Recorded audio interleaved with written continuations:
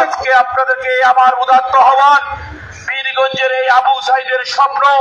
পীরগঞ্জে এই সোহাগের স্বপ্ন, শহীদদের রক্তের বর্জিত এই বাংলাদেশ আগামী দিনে 12 তারিখে ধানের শীষের ভোট বিপ্লবের মাধ্যমে পীরগঞ্জের উন্নয়ন, পীরগঞ্জের মানুষের যাওয়া পাওয়া, পীরগঞ্জের রাস্তাঘাট, ব্রিজ, কালভার্ট, পীরগঞ্জের মানুষের কর্মসংস্থান, পীরগঞ্জের কয়লা খনি উত্তোলন, পীরগঞ্জের প্রতিটি মা বোনদের তাদের যে ঋণ, এই ঋণের বোঝা কমানোর জন্য ঋণ মুক্ত, সুদ মুক্ত ঋণ ব্যবস্থা করা, কৃষক, শ্রমিক, মজুরিদের জন্য কৃষি ভাতা এবং মহিলাদের জন্য ফ্যামিলি কার্ড এবং বয়স্ক লোকদের জন্য স্বাস্থ্য কার্ড সহ যারা বেকার আছে তাদেরকে উচ্চ কারিগরি দক্ষতার মাধ্যমে বাংলাদেশের বাইরে তাদের পছন্দের দেশে প্রেরণ করে অর্থনৈতিক চাকাকে সমৃদ্ধি করে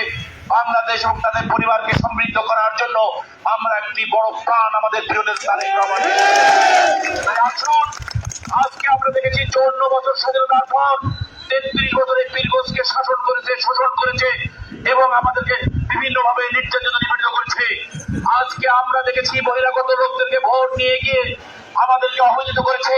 শাহ মঞ্চম ভোট নিয়ে গিয়েছে, শিরিন শারমিন ভোট নিয়ে গিয়ে আমাদেরকে প্রতারিত করেছে। আর বিপ্লবের পর 5 তারিখের পর একটি দল আবার একটা প্রতারণার টিকিট নিয়ে এবং টিকিট নিয়ে আমাদেরকে প্রতারিত করার ষড়যন্ত্র করছে। যারা বলেছে যে এই মার্কার ভোট দিলে কি হবে,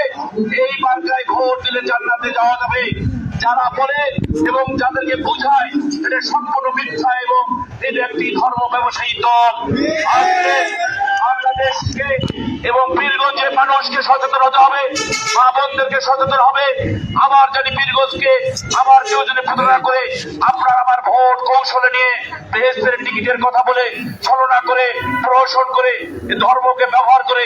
এই বাংলাদেশের ইসলামকে, এই বাংলাদেশের দিনের পথে মানুষকে বিভ্রান্ত করার যে জনসংযোগে প্রমাণ করে পীরগঞ্জের মানুষের আমাদেরকে যেভাবে সমর্থন জুগিয়েছে, যেভাবে রিক্সা ভ্যান শ্রমিক ব্যবসায়ী সাধারণ মানুষ আমাদেরকে যেভাবে সমর্থন দিয়েছে, আমাদের বিশ্বাস ইনশাআল্লাহ 12 তারিখে ধানের শীষের বিজয় ইনশাআল্লাহ হবে।